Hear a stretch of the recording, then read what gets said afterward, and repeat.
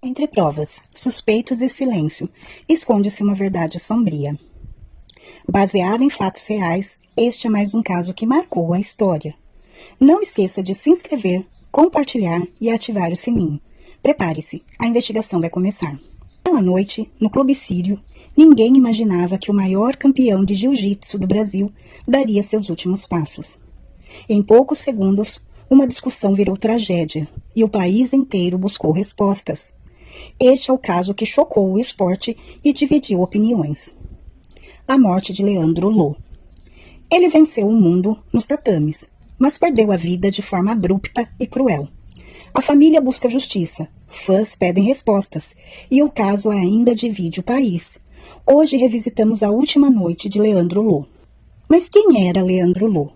Leandro Pereira do Nascimento Lo nasceu em 1989 em São Paulo. Considerado um fenômeno no jiu-jitsu, se tornou 8 vezes campeão mundial, além de campeão pan-americano brasileiro e detentor de um dos currículos mais impressionantes da história da arte suave. Dentro das competições, era temido. Fora delas, descrito por amigos e familiares como um jovem simples, brincalhão e muito próximo da mãe, Fátima Lo. Era madrugada da noite de 7 de agosto de 2022, um domingo. Leandro Lo estava no Clube Sírio, na zona sul de São Paulo, assistindo a um show com amigos. O ambiente era de festa, até a chegada do tenente da Polícia Militar, Henrique Otávio Oliveira Veloso, que estava de folga, à paisana. Segundo testemunhas, o policial se aproximou da mesa de Leandro e dos amigos de uma maneira provocativa, pegando uma garrafa de bebida sem permissão. O clima ficou tenso e Leandro, famoso por seu autocontrole, levantou-se para afastar o policial. Ele o imobilizou por alguns segundos, apenas para conter a situação e evitar uma briga. O policial se levantou, aparentemente sem ferimentos graves, mas o que veio em seguida chocaria o país. Poucos segundos depois, Veloso retornou armado. Testemunhas relatam que o policial sacou a pistola, aproximou-se de Leandro e atirou a queima-roupa na cabeça do lutador. Leandro caiu imediatamente. O desespero tomou conta das pessoas ali, da casa noturna. Enquanto amigos tentavam socorrê-lo, relatos apontam que o policial ainda deu 2 chutes em Leandro, que já estava desacordado no chão. O campeão foi levado ao hospital, mas não resistiu. A morte cerebral foi confirmada poucas horas depois. Após o disparo, o policial fugiu do local.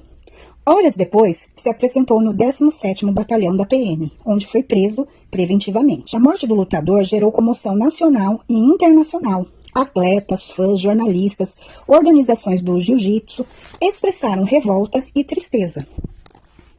A versão do Ministério Público e das testemunhas foi que o policial teria provocado a confusão, que Leandro apenas conteve a situação, que não havia ameaça real ao policial no momento do disparo.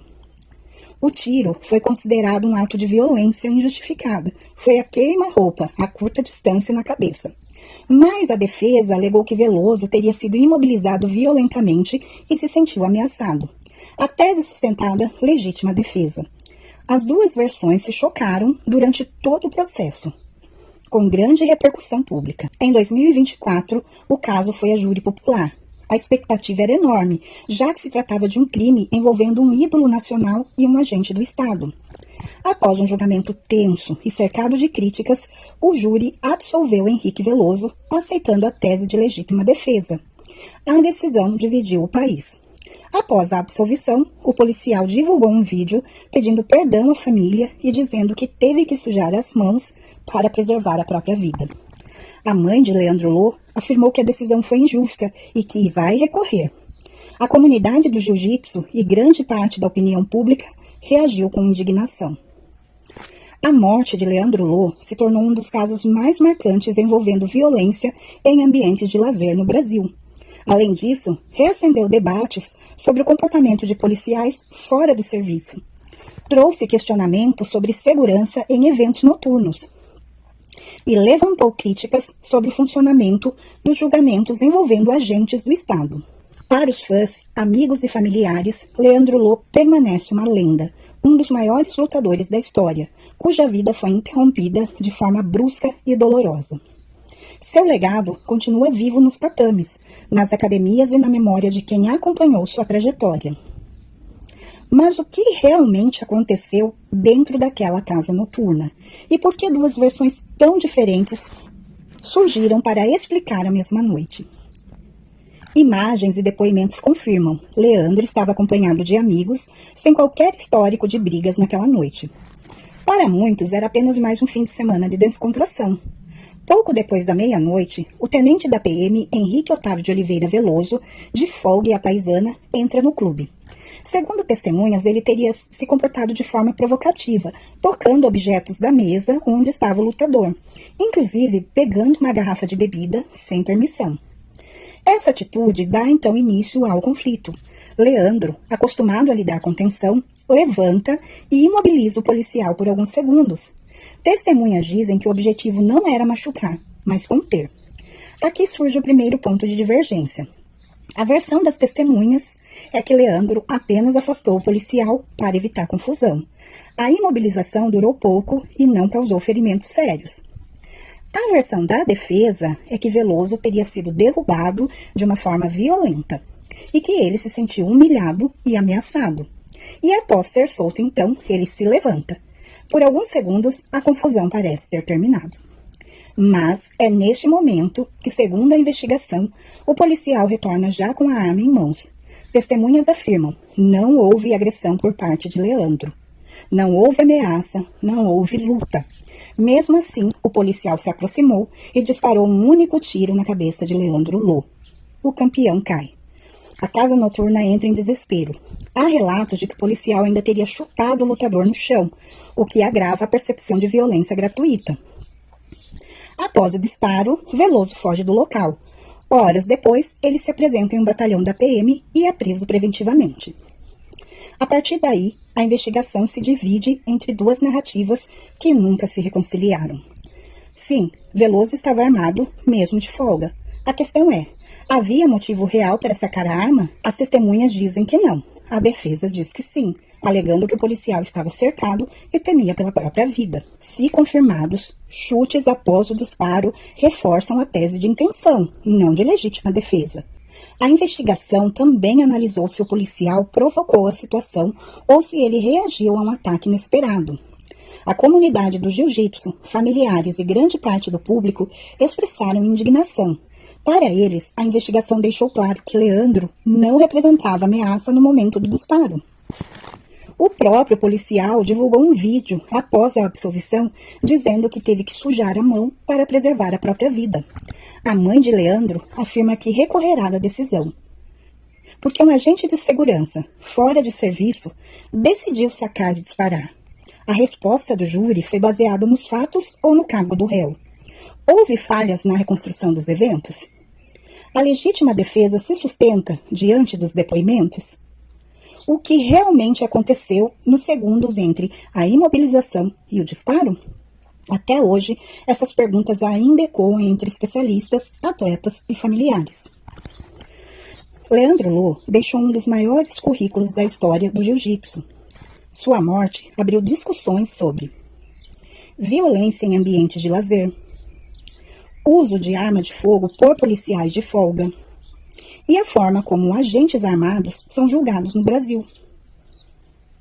Um caso que não terminou no tribunal e que continua sendo investigado pela opinião pública. O júri popular aconteceu entre os dias 12 e 14 agora de novembro de 2025. Foi realizado no Fórum Criminal Ministro Mário Guimarães, na Barra Funda, em São Paulo. A juíza que presidiu a sentença foi Fernanda Giacomini, da primeira vara do júri. O Ministério Público denunciou Veloso por homicídio doloso triplamente qualificado. As qualificadoras incluem motivo torpe, meio cruel ou que coloque outras pessoas em risco e emboscada. A promotoria pediu uma pena de pelo menos 20 anos de prisão. Foram ouvidas 9 testemunhas, 4 de acusação, 4 de defesa e uma comum, que depôs para ambos os lados. Além dos depoimentos, o próprio policial prestou seu interrogatório durante o júri e a defesa sustentou que Veloso agiu em legítima defesa. Um ponto polêmico do julgamento. A defesa usou um simulacro, uma arma falsa, para demonstrar ao júri como teria sido o disparo. A defesa afirmou que Veloso foi cercado por outros lutadores no momento do disparo e que ele se sentiu ameaçado. O júri era composto por sete jurados, 5 mulheres e 2 homens. Pelo menos 4 dos 7 jurados votaram pela absolvição de Veloso. A absolvição foi com base na tese de legítima defesa. Veloso era tenente da Polícia Militar de São Paulo. Ele afirmava ter experiência em inteligência policial, apontando conhecimento no Centro de Inteligência da PM. E, além disso, ele dizia ser especialista em autodefesa e atuava como instrutor nas escolas de formação da PM. Veloso tinha graduação em Direito e ele também tinha especializações em Ciências Jurídicas e pós-graduação, de acordo com suas declarações. Segundo a mesma fonte, ele se formou em Jiu-Jitsu, ele era faixa roxa. E em 2027, ele já foi condenado por agredir outro policial militar durante uma briga em outra boate, também quando estava de folga. De acordo com os atos, há relato de desentendimento envolvendo ele, insultos e agressões físicas. Também há menções de incidente em 2020, envolvendo uma lancha no litoral paulista, uma mulher, ameaças e disparos. Em junho de 2025, o Tribunal de Justiça Militar de São Paulo decidiu por exonerar o tenente Veloso. A exoneração foi motivada por condutas consideradas desonrosas e incompatíveis com a função de policial militar.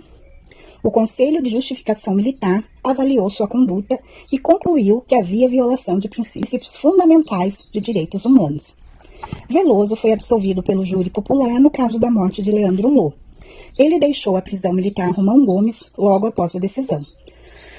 Após a absolvição, ele foi reintegrado à Polícia Militar de São Paulo, retomando sua patente de tenente. Havia sido demitido anteriormente por decisão do Tribunal da Justiça Militar por atos incompatíveis com suas funções. Veloso gravou um vídeo pedindo perdão à família de Leandro Lô e dizendo: "Tive que sujar minhas mãos para preservar minha vida."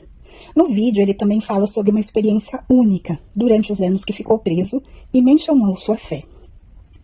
Já Leandro Lô começou a treinar jiu-jitsu aos 14 anos por meio de um projeto social chamado Lutando pelo Bem, coordenado pelo professor Cícero Costa. Sua trajetória foi marcada pela superação. Surgiu de origens humildes e usou o esporte como ferramenta de transformação. Foi campeão mundial 8 vezes, conquistando títulos em 5 categorias de pesos diferentes: leve, médio, médio pesado, pesado e absoluto. Tinha um cartel de competições muito expressivo. Registrou 268 vitórias nas competições. Além dos mundiais, venceu torneios importantes, Pan-Americano, Copa Pódio, Campeonatos Brasileiros, entre outros. Homenagens após a sua morte, destacando a sua influência no esporte. A comunidade de lutas reagiu com choque e saudade. Muitos atletas, comentaristas e colegas de jiu-jitsu fizeram tributos. A Confederação Brasileira de Jiu-Jitsu e outras instituições prestaram homenagem a eles. Atletas de MMA demonstraram tristeza e admiração, destacando Leandro como um verdadeiro campeão, dentro e fora do tatame. Sua história continua inspirando muitos praticantes de jiu-jitsu, especialmente jovens de comunidades vulneráveis. Após a absolvição do policial militar Henrique Veloso, que matou Leandro, Fátima Lô disse que sentiu tristeza e indignação, classificando a decisão como impunidade. Ela afirmou que enterrou o Leandro pela 2ª vez, depois do júri. Fátima afirmou que vai recorrer da decisão do júri. Ela disse que durante o julgamento se sentiu humilhada e massacrada pela defesa do policial. No primeiro dia do julgamento, Fátima chamou Veloso de monstro e disse que ele gosta de matar e que ele deveria cumprir pena em prisão comum, não em presídio militar. Ela criticou também a forma como a defesa apresentou uma foto de Leandro morto no tribunal.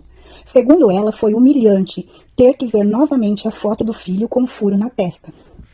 Fátima foi muito apoiada pela comunidade do jiu-jitsu e por fãs de Leandro Lô, que tem pressionado por justiça. Ela também agradeceu aos advogados e às pessoas que acompanharam o processo, dizendo que vai lutar incansavelmente pela memória do filho. A mãe afirmou que passou mal durante o júri por causa da pressão emocional e da exposição constante. Ela demonstrou que vê a absolvição como uma segunda perda. Não só perdeu Leandro, mas sentiu que a justiça não foi feita no tribunal. Fátima está muito abalada, muito determinada e mobilizada. Mesmo com a decisão desfavorável, ela não desistiu e pretende buscar justiça para Leandro por meio de recursos. Leandro Lô não era apenas um campeão nos tatames. Ele era um filho, um amigo, um sorriso fácil, um gigante que carregava o peso do mundo com humildade. Sua partida deixou um vazio impossível de preencher e uma ferida que o tempo não sabe curar. Para a família, especialmente para a mãe, Fátima, cada dia é uma batalha silenciosa. Ela perdeu o filho no mundo real e depois o perdeu de novo dentro de um tribunal. Mas mesmo quebrada, ela segue de pé, porque amor de mãe não se apaga, não se esgota, não se rende. Hoje, enquanto tantos tentam esquecer, ela luta para lembrar um guerreiro que conquistou tudo com esforço, disciplina e coração. Nada vai devolver o que ela perdeu, nada vai calar o que ela sente, mas sua voz ecoa, firme, mesmo em lágrimas. Meu filho merece justiça.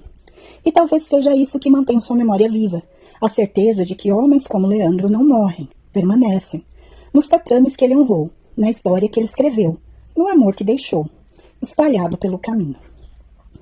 Leandro Lô se foi, mas a luta dele continua, agora nas mãos de quem não desiste, nas mãos de uma mãe que transforma a dor em coragem, de uma família que transforma a saudade em força, e de todos que acreditam que um campeão nunca é esquecido.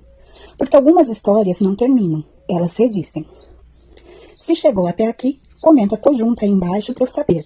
Não se esqueçam de curtir, se inscrever e a gente se vê no próximo vídeo.